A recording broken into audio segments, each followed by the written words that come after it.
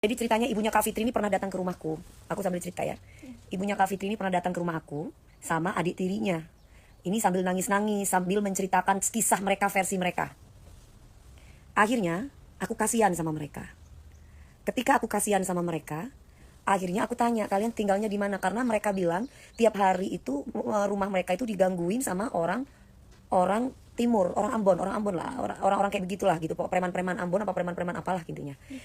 Ya. Jadi mereka itu istirahatnya mereka diganggu terus menurut versi mereka ceritanya. Ketika itu aku merasa iba. Bodohnya aku tuh orangnya gampang banget merasa kasihan sama orang. Bodohnya aku tuh gampang sekali terenyuh sama cerita orang. Bodohnya aku tuh selalu kayak merasa ikut menderita seperti orang itu gitu loh. Padahal aku tuh gak pengen perasaan aku kayak gitu. Aku tanya dong sama dia, gitu kan. Aku tanya sama dia begini, sekarang tinggal di mana? Karena mereka tidak punya tempat tinggal mereka yang masih belum, intinya mereka tuh tidak punya tempat tinggal, dan membuat aku tuh kayak miris. Aku tuh kan orang yang paling respect banget sama yang namanya orang tua ya. Orang tua itu nomor satu buat aku, apalagi ibu gitu. Jadi ketika ada cerita tentang ibu, aku merasa miris.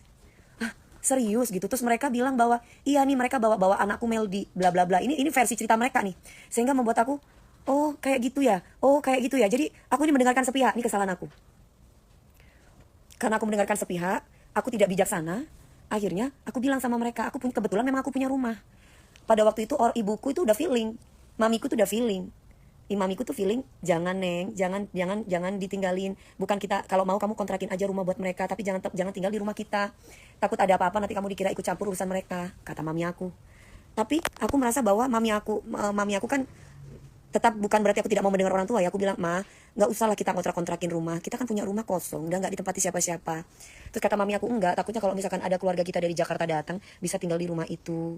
Ya, terus aku bilang, kan masih ada 3 lantai di rumah itu mah, jadi yang kamar aku, kalau misalkan ada keluarga aku datang ya nggak apa-apa, tinggal di kamar aku aja. Terus mami aku bilang, ya udahlah nggak apa-apa gitu, karena memang rumah itu adalah rumah kamu, kata mami aku, kasihlah tempat tinggal buat mereka. Ini ceritanya ibu kandungnya Fitri ya, iya, kasihlah sama aku tempat itu mereka.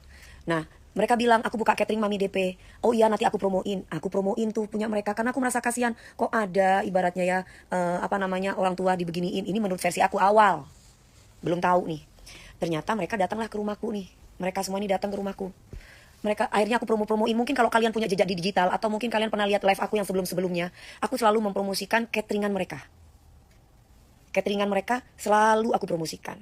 Bahkan ketika aku live tas juga, mungkin ada beberapa kalimat yang mungkin sempat agak emosional. Dan bukan sempat agak emosional ya, ada kata-kata emosional yang kayaknya aku gak terima kalau misalkan seorang ibu diginiin. Ini awal karena aku tidak tahu ceritanya. Ya, hati-hati mbak, banyak modus di kejahatan sistem playing victim, pura-pura merasa tersakiti. Nah itu, akhirnya berawal dari pembantu aku dulu nih. Pembantu aku di sini diajakin berantem sama adik tirinya Kak Fitri. Dulu ceritanya, masih ada sampai sekarang orangnya. Sampai sekarang masih, walaupun dia gak jadi ART aku, masih komunikasi baik dengan aku. Terus ibaratnya ngatur-ngatur, aku bilang, terus kata mamiku, itu kenapa judes banget, galak banget, udah kayak bos. Itu benar. Terus aku bilang, udah lama mungkin dia mantan orang kaya, tapi akhirnya kayak gitu sikapnya gitu loh. Karena kan menurut versi mereka mantan orang kaya kan. Mereka lagi jauh banget adanya gitu. Yang aku dengar, intinya kakak orang baik jangan pernah bosan. Enggak, iya, aku tidak akan pernah bosan. Ini aku mau menceritakan yang sebenarnya gitu, supaya kezoliman ini nggak merambat kemana-mana, dan supaya aku juga nggak dibilang bahwa gue membantu karena nggak tulus. Nggak apa-apa orang itu bilang gue ngebantu dia nggak tulus, tapi gue tahu orang yang gue bantu ini bulus atau nggak. Yang sekiranya bulus, aku pasti akan bersikap tegas. Contohnya seperti ini. Dan banyak hal yang tidak bisa aku ceritakan. Oke lah ya, banyak hal yang gak bisa aku ceritakan karena menurut versi aku itu aib mereka. Tapi ini yang wajib aku ceritakan, supaya bagi mereka-mereka yang memberikan tempat tinggal, itu juga bisa harus waspada, bagi yang mereka mendapatkan bantuan tempat tinggal, biar mereka itu, oh iya ya, gue dikasih tempat tinggal. Minimal kalau gue tidak memiliki rumah itu, minimal kalau gue digratisin rumah itu, minimal gue bisa merawat rumah itu. Itu yang benar. Gitu loh ya, itu yang benar. Bukan malah merusak, bahkan memfitnah bahwa Dewi Persik itu ngebantu dia gak tulus. Itu salah. Ya, itu salah. Kenapa kamu bilang aku nggak tulus? Emang rumah rusak itu, ini jangan bilang rumah itu sudah rusak ya. Rumah itu sangat bagus, dan aku masih ada videonya, before-nya. Kalian bisa lihat di YouTube aku, rumah itu sangat bagus. Aku kasih tempat tinggal buat mereka. Mereka pun juga masih ada kolam renangnya, mereka pun juga berenang dan yang lain-lain. Aku pikir mereka ini tinggal di rumahku, ibunya sama adik tirinya Kak Fitri. Ternyata enggak. Ternyata mereka tuh tinggal sama anak-anaknya, sama cici-cicinya, semua satu kampung semua. Sampai gue datang ke rumah itu, kok banyak cowok-cowok. Siapa ini? gitu. Jadi di tempat rumah yang aku dikasih ke mereka itu banyak banget laki-laki yang aku nggak tahu laki-laki ini siapa. Sampai pada akhirnya gue ngeliat rumah-rumah ini intinya tidak dirawat dengan baik. Rumah yang aku berikan ini tidak dirawat dengan baik. Gak usah jauh-jauh lah. Kan ada yang bilang, ya wajar lah. Mereka kan buka catering. Jadi kalau kotor nggak wajar. Banyak banget orang yang catering tapi dia bisa menjaga kebersihan kok. Tapi yang menjadi pertanyaan gue nggak minta rumah gue untuk diperbaiki. Tapi kenapa lu pada ngefitnah gue nggak bantu lu nggak tulus. Itu kan nggak bener. Ya. Terus kemudian lantai 2 nggak izin sama gue. Lantai 2 nggak izin sama gue. Tiba-tiba dibikin kayak hutan. Sampai tumbuh-tumbuhan segala macamnya kerak-kerak kuning. Gue tanya sama kalian ya. Aku pun masih diem, gak masalah. Sampai bahkan bau-bau ompol dan yang lain-lain gue masih diem.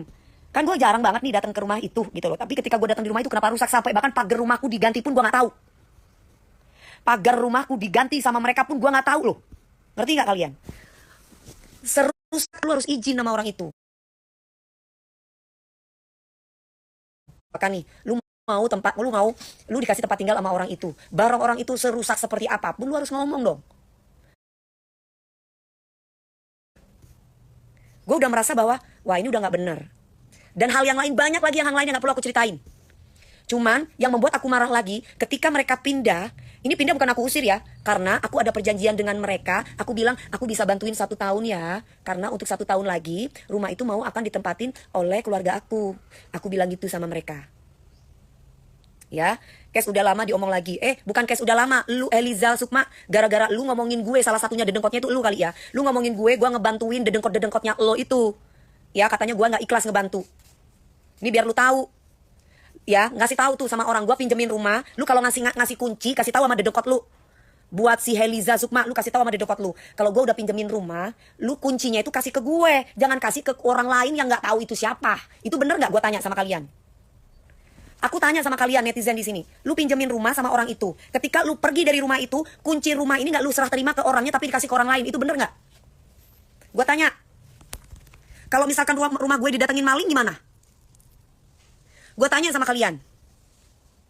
Rumah gue ini gue kasih lo sama dia selama 1 tahun. Terus tiba-tiba mereka pindah, asal pindah udah dirusakin. Mereka nggak ada kata minta maaf, nggak ada istilah kata maaf sama gue, nggak ada terima tatap muka sama gue, nggak ngasih kuncinya di tangan gue, tapi dititipin sama orang yang gue nggak ngerti orang itu siapa. Bener nggak itu?